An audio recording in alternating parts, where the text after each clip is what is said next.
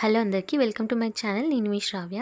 ఈరోజు మన రెసిపీ వచ్చేసి కాకరకాయతో ఇలా పకోడీ లాగా చేసుకుంటే టేస్ట్ అయితే చాలా బాగుంటుందన్నమాట. సో పప్పులోకి సాంబార్లోకి సైడ్ డిష్ లాగా చాలా బాగుంటుంది. ఈ రెసిపీ ఎలా చేసుకోవాలో చూసే ముందు ఇంకా మన ఛానల్ ఎవరైనా సబ్స్క్రైబ్ చేసుకోకపోతే వెంటనే సబ్స్క్రైబ్ చేసుకొని బెల్ ఐకాన్ క్లిక్ చేసుకోండి. నేను పెట్టే ప్రతి వీడియో మీకు నోటిఫికేషన్ అయితే వస్తుంది. ఇప్పుడు దీన్ని ఎలా చేసుకోవాలో దీనికి కావాల్సిన ప్రాసెస్ ఏంటో చూసేద్దాం.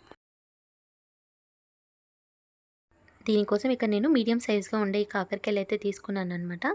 ఇలాంటివి ఒక 4 కాకరకాయలు అయితే తీసుకున్నాను. వీటిని ఇలా రౌండ్గా కట్ చేసేసుకోవాలి. కొంచెం లావుగా కాకుండా సన్నగా కట్ చేసేసుకోండి.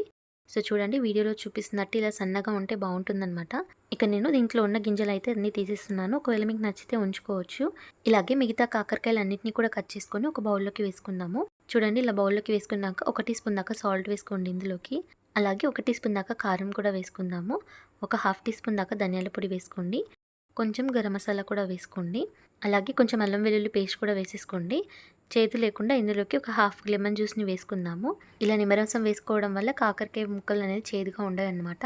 కొంచెం లైట్గా అయితే చేదుగా ఉంటాయి. సో అలా ఉండొద్దు అనుకుంటే మీరు కాకరకాయ ముక్కల్ని కాసేపు ఆరబెట్టేసుకొని తీసుకోండి. అలా అయితే చేదు రావన్నమాట. సో ఇదంతా కూడా కలిసిపోయేలాగా బాగా మిక్స్ చేసేసుకున్న తర్వాత ఇప్పుడు దీన్ని ఒక 10-15 మినిట్స్ పాటు పక్కన పెట్టేసుకుందాము. ఇలా ఒక 10-15 మినిట్స్ ఉంచిన తర్వాత వీటన్నిటికీ కూడా ఉప్పు కారం బాగా పట్టాయి. ఇప్పుడు ఇందులోకి ఒక 2-3 టేబుల్ స్పూన్ దాకా శనగపిండి వేసుకోండి. అలాగే ఇంకో 3 టేబుల్ స్పూన్ దాకా బియ్యం పిండి కూడా వేసేసుకుందాము. ఇందులోనే ఒక 3 టేబుల్ స్పూన్ దాకా కార్న్‌ఫ్లోర్ కూడా వేసేసుకోండి. ఇప్పుడు ఇవన్నిటిని కూడా బాగా మిక్స్ చేసేసుకోండి. ఈ పిండి అంతా కూడా కాకరకాయలకు పట్టేలాగా బాగా మిక్స్ చేసేసుకోవాలి. వాటర్ ఏమీ వేసుకోకుండా కాకరకాయల్లో ఉన్న తడితోనే బాగా మిక్స్ చేసేసుకోవాలి. ఒకవేళ మీకు టైట్గా అనిపిస్తే కొంచెం వాటర్ చల్లుకుంటూ మిక్స్ చేసేసుకోండి. చూడండి, ఇలా అయితే మిక్స్ చేసేసుకొని పక్కన పెట్టేసుకోండి.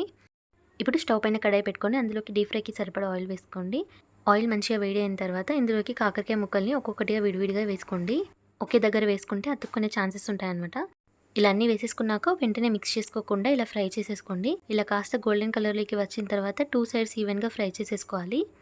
ఇలాగే మంచి కలర్లోకి వచ్చేలాగా ఫ్రై చేసేసుకోవాలి. చూడండి, ఇలా బాగా ఫ్రై అయిన తర్వాత ఇప్పుడు ఆయిల్ నుంచి తీసేసుకుందాము. ఇలా అన్నిటినీ కూడా తీసేసుకుందాము. చూడండి, వీటికి ఆయిల్ కూడా ఎక్కువ పట్టదనమాట. ఇప్పుడు దీంట్లోనే మిగిలిన కాకరకాయ ముక్కలు అన్నింటినీ కూడా వేసేసుకొని ఫ్రై చేసేసుకోండి. ఇవి వేసుకునేటప్పుడు స్టవ్ని లో ఫ్లేమ్లో పెట్టుకోండి. ఒకసారి వేసుకోవడం అయిపోయిన తర్వాత స్టవ్ని మీడియం ఫ్లేమ్లో పెట్టుకొని ఫ్రై చేసేసుకోండి. వీటిని కూడా 2 సైడ్స్ ఈవెన్గా ఫ్రై చేసేసుకుందాము. సో ఇలా బాగా ఫ్రై అయిన తర్వాత వీటిని కూడా ఆయిల్ నుంచి తీసేసుకుందాము. సో ఇంతేనండి, చాలా సింపుల్గా ఇలా కాకరకాయతో అయితే చేసుకోవచ్చు. టేస్ట్ అయితే చాలా బాగుంటుంది. మీరు కూడా ట్రై చేసి ఎలా వచ్చిందో నాతో షేర్ చేసుకోండి. అండ్ వీడియో మీకు నచ్చిందని అనుకుంటున్నాను. Thanks for watching. ఇంకా ఇలాంటి మంచి మంచి రెసిపీస్ కోసం మన ఛానల్ని లైక్ చేయండి, షేర్ చేయండి, సబ్స్క్రైబ్ చేయడం మర్చిపోవద్దు.